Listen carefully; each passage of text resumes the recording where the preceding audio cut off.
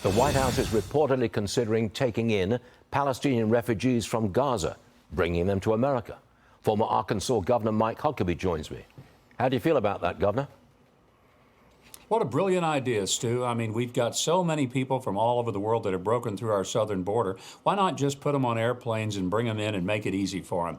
And Joe Biden is saying, let's give them some housing benefits. And, you know, there's a reason that none of the countries that surround Gaza are taking any of these people in. Not one. Not Egypt, not Jordan, not Saudi Arabia, not the UAE, not Qatar. How come? They don't want them. Why not?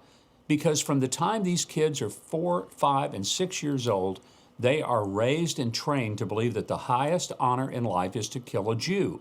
Now, just imagine bringing people with that kind of educational background into the U.S. and saying, here's a housing card. By the way, here's some benefits. We'll get you an education. And in the meantime, we've got veterans of this country who have worn our uniform, saluted our flag, who are sleeping on the streets homeless. This is a brilliant idea for Joe Biden in an election year. I hope it works out beautifully for him. Speaker Johnson is calling on President Biden to visit Colombia. Watch this, please, Governor. Roll it. I've encouraged him to go and see it for himself.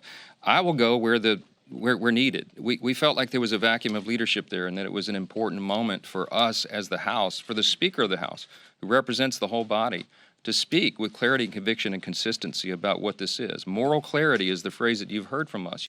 Moral clarity, please. Biden, to my knowledge, has not specifically condemned Hamas and their ugly rhetoric. Why not, Governor?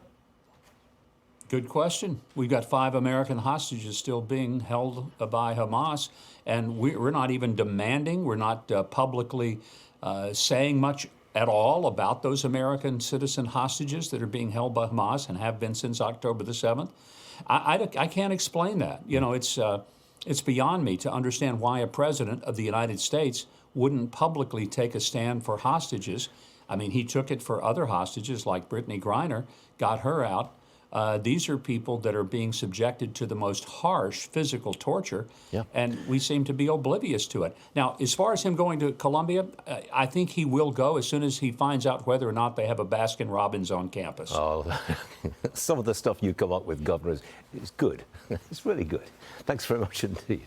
I think Biden's silence has more to do with the electorate in Michigan than anything else, but that's my opinion.